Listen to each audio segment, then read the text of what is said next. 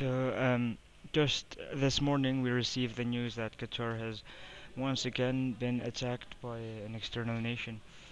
Just a few months back, Qatar got attacked by Iran, um, targeting the Al Udeid air base, which is an American air base, the largest in the Middle East.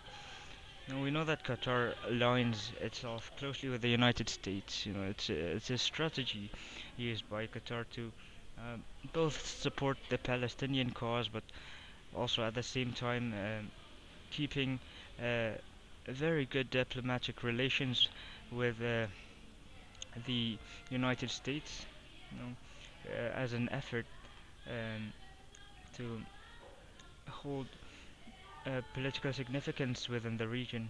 You know, but this in turn has uh, sort of been a two-pointed dagger, so to speak, for Qatar as a whole. Uh, it puts itself in somewhat of an awkward position when it comes to Middle Eastern politics. You know, uh, it keeps a pro-Palestinian, pro-Muslim stance, as we could see through its media, Al Jazeera, which has been very much pro-Palestine, has been very much aligned with Palestinian nationalist movements such as Hamas. Um, Qatar has also has many important figures tied to such organizations. Um, as we all know, it tries to be both. Uh, it puts itself in an awkward position. Maybe Qatar assumes that the Iranian bloc wouldn't attack because of its important role in keeping uh, in in, uh, in hosting Hamas leaders and facilitating the uh, the diplomatic relations that Hamas carries out in the international realm. But obviously, as we could learn from the Iranian attack a few months back, that was not the case. Um, Qatar also finds that having an American airbase in its home soil, um, maybe it expects it to be sort of like a safekeeping from attacks from the United States and its allies, including Israel. But as we could see just this morning, Qatar also got attacked by Israel. Now, there was Israeli media that explicitly said that Netanyahu has had gained explicit permission from the Trump administration to carry out its attack.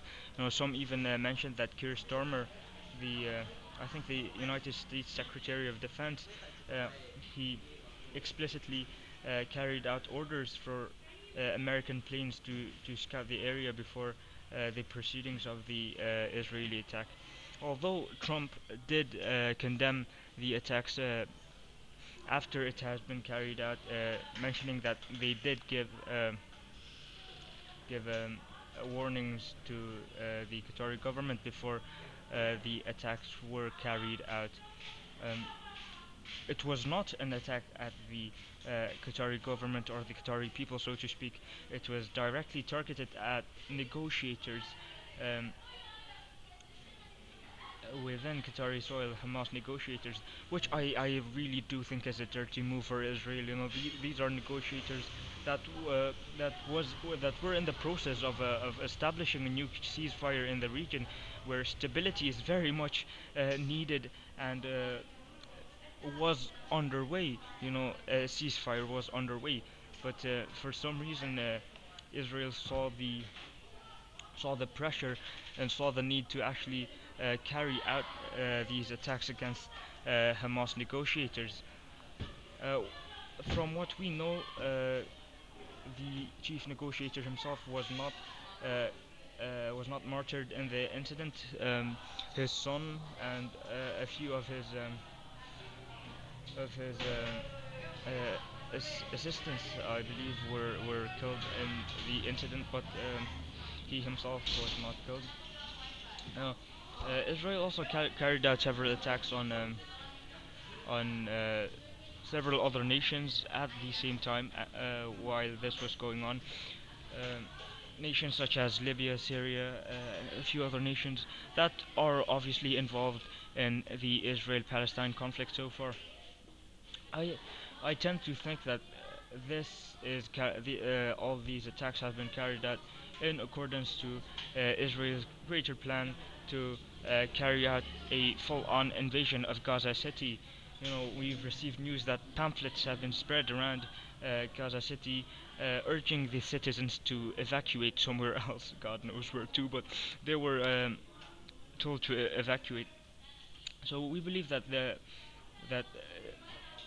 Israel's greater plan is to in fact take over the entire Gaza Strip, uh, and its process of taking out diplomats. It's a way to ensure that there could be no more delays in its invasion of the Gaza Strip, its full-on takeover and invasion of the Gaza Strip.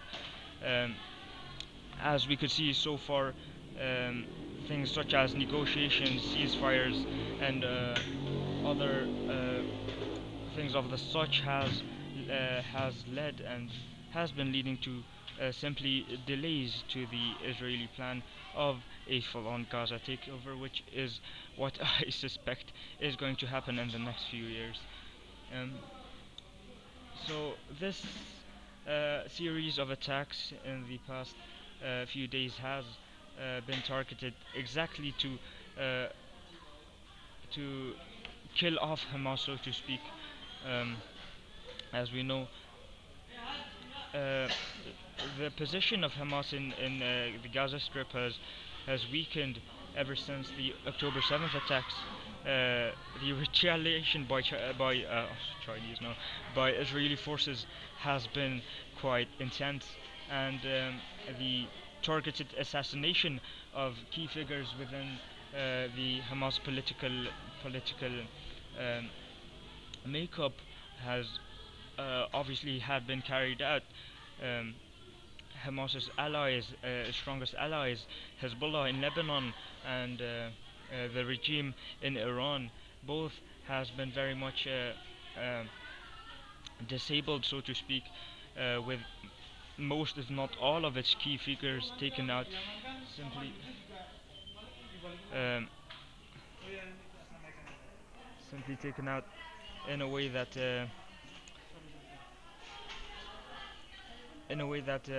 disables Hamas, so to speak, to actually uh, carry out any further uh, counterattacks against the Israeli offensive following the October 7th attacks. Uh, Qatar itself puts itself in a very risky position. I mean, its strategy of putting both feet in different waters, so to speak, um, has worked out for it for quite a long time in the past. But I believe that uh, following the past attacks by both Iran and Israel, this strategy no longer proves effective at ensuring peace throughout the country. Uh, what I also suspect to see is a full-on destabilization of the overall political, uh, uh, the overall political, what do you call it? Uh, pres- the political, the political atmosphere within the Middle East itself. You know, I believe the UAE has also stated that has stated uh, that they fear a destabilization of the region in its entirety, which is a totally valid concern, and I do see that being a cause for concern. Um, so I just hope this doesn't escalate onto a full-on war, because if it does, then it ensures the involvement of other Gulf states in a war which has been brewing up for quite a long time now. Qatar have been attacked by both sides now, which I believe is an interesting thing, especially if uh, if the